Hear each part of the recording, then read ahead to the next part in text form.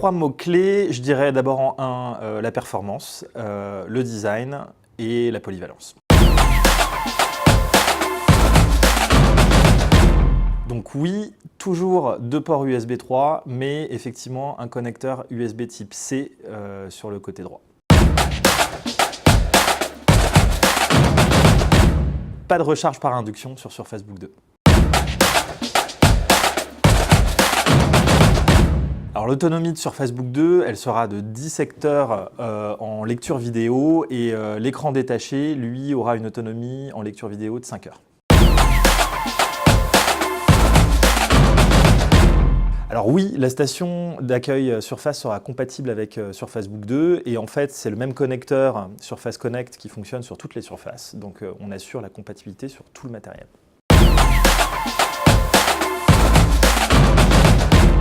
Donc non, il y aura pas d'autres couleurs sur Surface Book 2. Ça, c'est parce qu'en fait, le Surface Book 2 est en magnésium et on ne peut pas modifier la couleur du magnésium. C'est un matériau brut, à l'inverse de ce qu'on avait fait sur le laptop, qui était en aluminium. C'est très subjectif. Moi, j'ai eu en octobre dernier le 15 pouces dans les mains et en fait, j'étais agréablement surpris parce que quand on détache l'écran, comme il est plus grand, on a une sensation de répartition de poids qui donne l'impression que c'est extrêmement léger en fait. Donc dans la maniabilité, je dirais que c'est très satisfaisant. Alors la différence entre Surface Book 1 et ce nouveau Surface Book 2, c'est d'abord en termes de puissance. 4 fois plus performant le Surface Book 2 15 pouces par rapport au Surface Book de première génération. D'un point de vue graphique, le Surface Book 2 15 pouces sera 5 fois plus puissant que le Surface Book 1.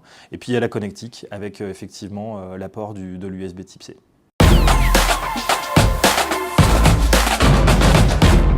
Alors pour les cartes graphiques, je dirais que c'est pas tant le modèle de la carte graphique qui compte, mais plus le nombre de gigas de RAM qui sont intégrés. Dans la 1050, il y a 2 gigas de RAM intégrés. Dans la 1060, il y a 6 gigas de RAM intégrés. Et ça fait une très très grosse différence. Alors là, oui, pour le coup, ça vise complètement des publics différents. Les gens qui vont choisir Surface Pro vont le choisir pour avoir un écran petit, avoir un appareil qui est extrêmement léger. Avec le clavier, ça fait 1 kg à peine. Donc c'est vraiment des gens qui vont choisir d'être extrêmement mobiles et d'avoir un device peu encombrant.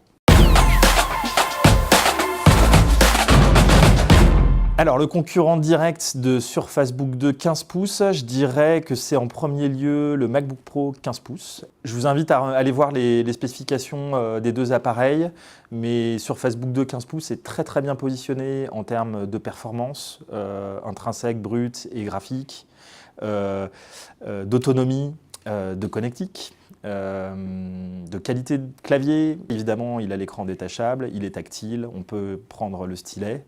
Il est un peu plus lourd, 90 grammes, mais regardez toute cette liste et vous verrez, c'est un très très bon produit.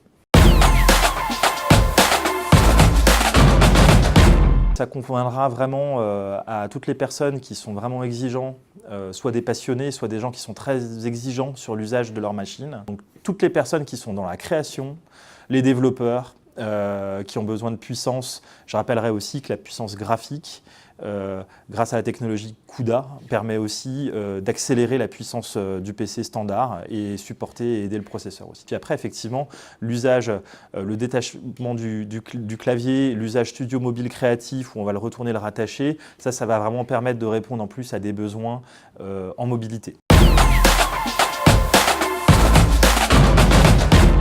Alors l'équipe appréhende ce lancement comme à chaque lancement avec beaucoup d'envie et d'excitation. On n'a pas encore reçu les premiers devices de test, donc on a hâte de les recevoir. Et puis pour l'anecdote et pour ceux qui suivent bien la marque Surface, ça va être aussi notre anniversaire en fait mi-février, nos 5 ans sur Surface. Donc on a prévu de célébrer ça avec toutes les personnes qui travaillent chez Microsoft France. Alors pour la conception des produits, tout est géré et fait directement dans les équipes de Panos Panay à Seattle. Donc c'est sur le campus à Redmond dans le bâtiment 87. Au niveau de la France, on n'est pas dans la conception et dans l'ingénierie du produit. Par contre, on est en relation avec les équipes US pour remonter toutes sortes de feedbacks, de commentaires des utilisateurs français, qu'ils soient grand public ou professionnels. Donc si vous avez des commentaires pour améliorer les produits, n'hésitez pas à nous les communiquer parce qu'effectivement, on peut les remonter aux équipes de développement aux États-Unis.